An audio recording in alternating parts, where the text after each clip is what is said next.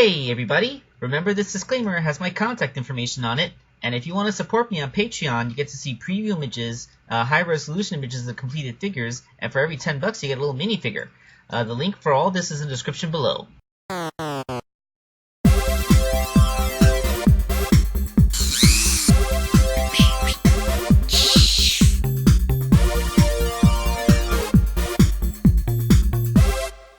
Hello out there, this is Wake Angel 2001 coming at you with the third part of Electricalgeek's commission. It's Mona Lisa from the 2012 TMNT series. As some of you may be familiar with if you're cool and watch awesome cartoons, Mona Lisa was an alien space lizard lady who was Raphael's love interest. But she was not an original creation of that series because she was indeed in the original 87 cartoon. She was much cuter looking there and more conventionally girly looking, but hey, it was the late 80s. That's just how girls looked on TV back then.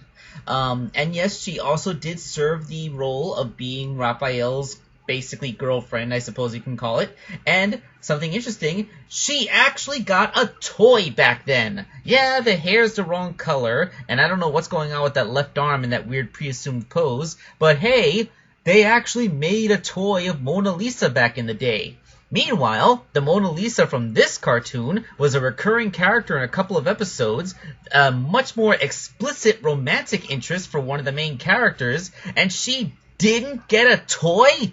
I'm absolutely incredulous about this. Alright, so it's time once again to correct Playmate's error and make a Mona Lisa figure. Okay, so when we're talking base toy, Electricalgeek sent me a Tiger Claw figure. This may seem a little bit unintuitive, but Mona Lisa doesn't exactly have the most feminine physique, so this actually works pretty good. Of course, this figure can't be dismantled because of the way it's built. It's mostly that the torso is made out of a really thick slab of plastic that doesn't really soften when you heat it, and the mushroom pegs are way too big to be pulling out and pushing back in. So this is another one of those annoying things where I had to customize it all in one piece. I removed the hands, shaved down the feet, and reduced the head as much as I could, as well as taking out those gigantic gun holsters from his thighs, and basically sculpted all of Mona Lisa's bits on here. This is actually very annoying because since it's a figure that can't be dismantled, it's one of those cases where I have to do one limb at a time, work on the torso here, because every piece I work on, I have to be careful not to mush another piece that I've already sculpted on. So this kind of thing does get kind of irritating. I'm not sure I 100% captured the look of Mona Lisa's head. I mean, it's like a lizard head, and that's actually kind of a hard shape to get with all the subtleties of the shape of the muzzle and stuff, especially because at this size, everything just didn't want to cooperate, especially because I had to do it while it was still attached to Tiger Claw's torso, and that torso is just so annoying. Everything gets in the way because he has that backpack and everything is up there, and there's just a slight bit of asymmetry to the figure. You don't really notice it too much, but when you start working on it, you can really see it, especially with his backpack, which is more pushed to the side of his right shoulder for some reason instead of sitting in the middle. Oh God, that annoyed the crap out of me. I can't believe that they did that. It made it really hard to make it look like Mona Lisa's different backpack, which I'm not sure exactly what it is. A life support system, a oxygen tank, jetpack, I'm not quite sure.